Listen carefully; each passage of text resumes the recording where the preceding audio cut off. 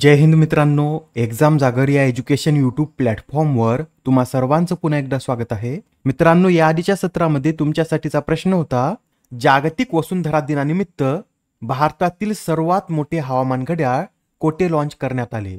या प्रश्नाचं योग्य उत्तर आहे पर्याय क्रमांक 4, म्हणजेच भारतातील सर्वात मोठे हवामान घड्याळ हे CSIR मध्ये लॉन्च करण्यात आले.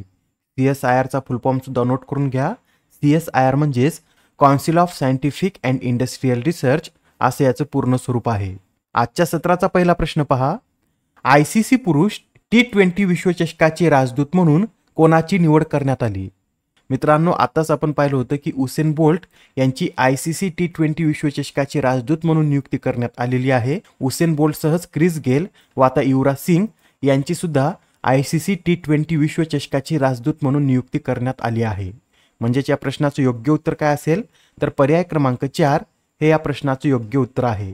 आता युवराज सिंग, उसेन बोल्ट व क्रिस गेल हे तीनही व्यक्ती या ICC T20 विश्वचषकाचे राजदूत म्हणून कार्य करतील. युवराज सिंग विषयी सांगायचं झालं तर त्यांनी जे 2007 मध्ये एका षटकात जे 6 षटकार मारले होते त्याच्या स्मरणार्थ त्यांना 36 दिवसासाठी या T20चा राजदूत बनवण्यात आला आहे. बरं, ही T20 स्पर्धा कधी पार पडेल तर 1 जून ते 29 जून दरम्यान US आणि वेस्ट इंडिज या दोन देशांमध्ये ही स्पर्धा पार पडणार आहे. बरं, पहिल्यांदा T20 विश्वचषकाचं आयोजन कधी करण्यात आलं होतं तर 2007 मध्ये साऊथ आफ्रिकामध्ये पहिला T20 विश्वचषक आयोजित करण्यात आला होता व त्याचं विजेतेपद आपल्या भारतानं पटकावलेलं आहे.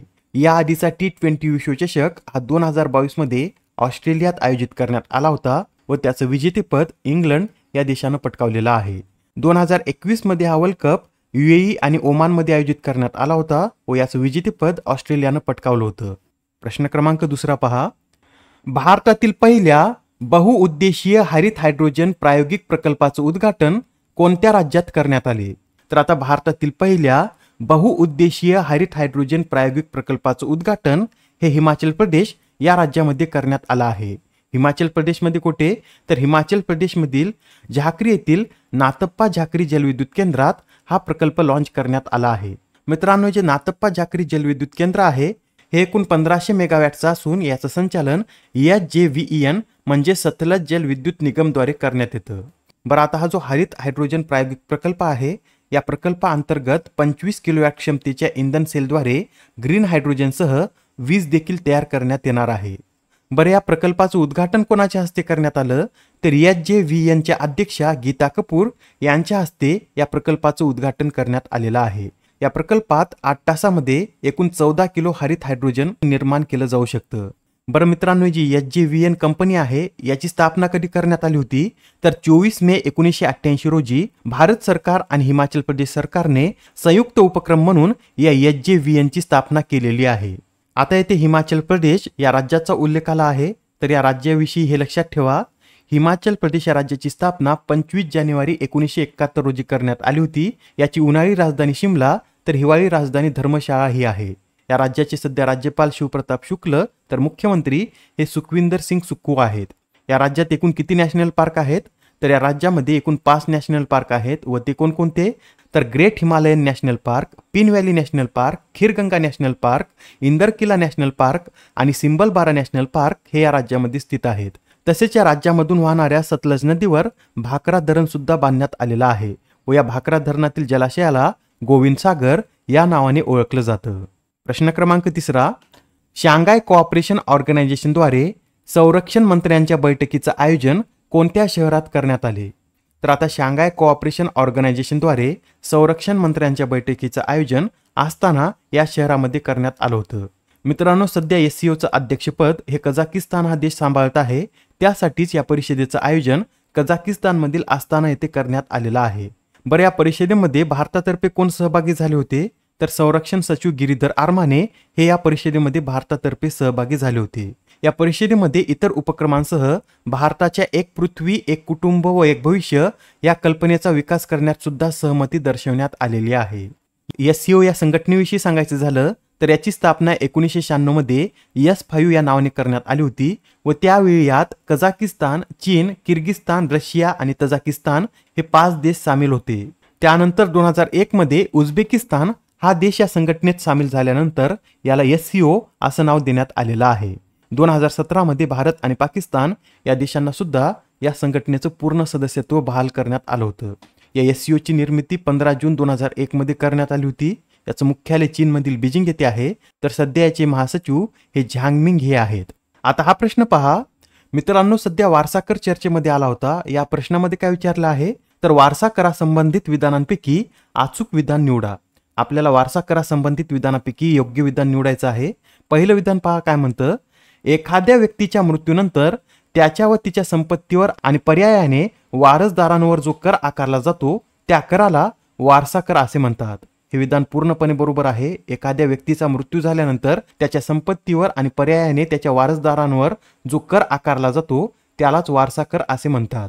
आता दुसरं विधान पहा, भारतात एकेकाळी अशा प्रकारचा वारसा कर अस्तित्वात होता त्याला इस्टेट ड्युटी म्हटलं जाई. हे विधान सुद्धा बरोबर आहे. भारतात एकेकाळी अशा प्रकारचा वारसा कर अस्तित्वात होता.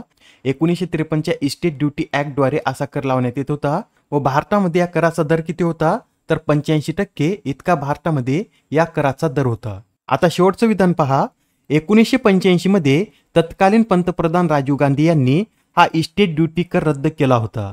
हे विधान सुद्धा बरोबर आहे. हा जो भारतातील कर होता हा कर 1985 मध्ये तत्कालीन पंतप्रधान राजीव गांधी यांनी रद्द केलेला आहे. यात आपल्याला अचूक विधान निवडायचे आहेत. तीनही विधान अचूक आहेत. यासाठी या प्रश्नाचे योग्य उत्तर हे पर्याय क्रमांक 2 असेल.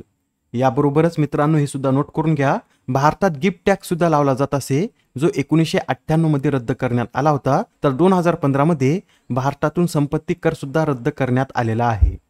प्रश्न क्रमांक 5, एका विश्वचषकात 3 सुवर्ण पदके जिंकणारी दुसरी भारतीय तिरंदाज कोण ठरली आहे. या प्रश्नाचं योग्य उत्तर आहे पर्याय क्रमांक 4 म्हणजे ज्योती सुरेखा वेन्नम या एका विश्वचषकात 3 सुवर्ण पदके जिंकणाऱ्या दुसऱ्या भारतीय तिरंदाज ठरलेल्या आहेत.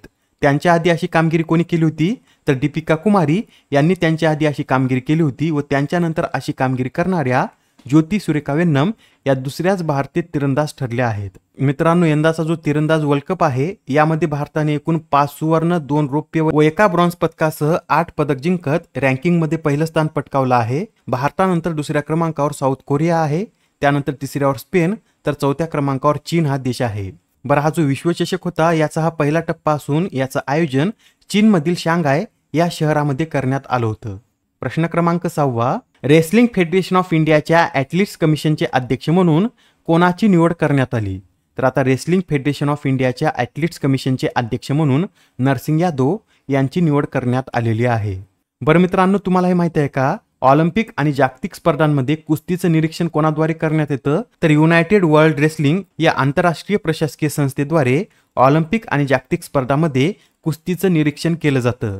बरं, या युनायटेड वर्ल्ड रेसलिंगचं मुख्यालय कुठे स्थित आहे, तर स्वित्झर्लंड या देशामध्ये या युनायटेड वर्ल्ड रेसलिंगचं मुख्यालय स्थित आहे. मित्रांनो, याआधी सुद्धा काही महत्त्वपूर्ण नियुक्त्या झाल्या आहेत, त्या सुद्धा आपण एकदा रिवाइज करून घेऊया. तर पहा, राष्ट्रीय सुरक्षा गार्डचे महासंचालक म्हणून नलिन प्रभात यांची नियुक्ती करण्यात आली.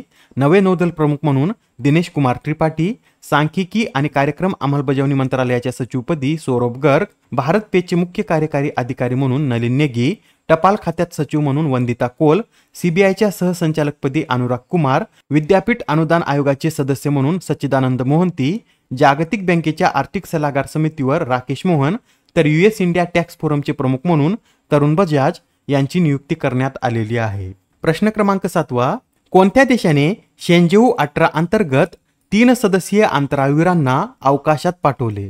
महत्वाचा प्रश्न आहे, लक्षात ठेवा. शेंजेऊ 18 अंतर्गत चीन या देशाने आपल्या 3 सदस्यीय अंतराळवीरांना अवकाशात पाठवलेला आहे. आता हा प्रश्न पहा, यात काय विचारला आहे, तर world press photo of the year या पुरस्काराने कोणाला सन्मानित करण्यात आले. कोणता पुरस्कार आहे, तर world press photo of the year व हा पुरस्कार मोहम्मद सलीम यांना देण्यात आलेला आहे. मित्रांनो, हे जे मोहम्मद सलीम आहेत हे गाझा पट्टीत राहणारे पॅलेस्टिनी फोटोग्राफर आहेत व ते 2003 पासून रायटर्ससाठी पॅलेस्टाईन इस्रायल संघर्षावर काम करत आहेत व आता त्यांच्या एका इमेजला world press photo of the year हा पुरस्कार मिळालेला आहे.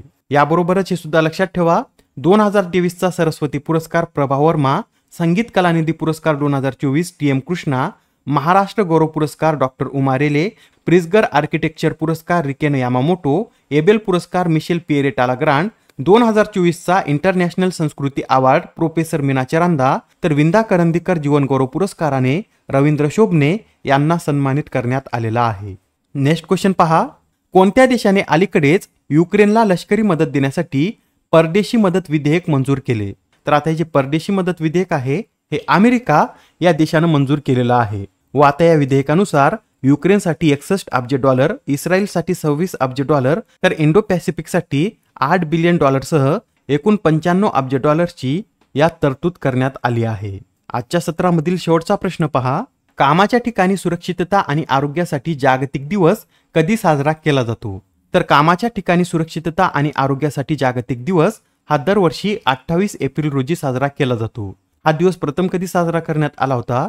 तर 2003 पासून हा दिवस आंतरराष्ट्रीय कामगार संघटनेद्वारे साजरा करण्यात येत आहे. बरं, यावेळेसच्या दिवसाची थीम काय आहे? तर climate change and safety and health at work अशी यावेळेसच्या या दिवसाची थीम आहे. आजच्या सत्रामधील तुमच्यासाठीचा प्रश्न पहा. खालीलपैकी कोणत्या कंपनीने देशातील पहिले all in one payment device launch केले? आता या प्रश्नाचं उत्तर कमेंटमध्ये देण्याचा प्रयत्न करा. उत्तर चुकलं तरी काय हरकत नाही, कारण ज्यावेळेस तुम्हाला या प्रश्नाचं योग्य उत्तर माहित होतं त्यावेळेस हा प्रश्न तुमच्या दीर्घकाळापर्यंत लक्षात राहतो. तर आता पुढच्या सत्रामध्ये पुन्हा भेटूया. धन्यवाद.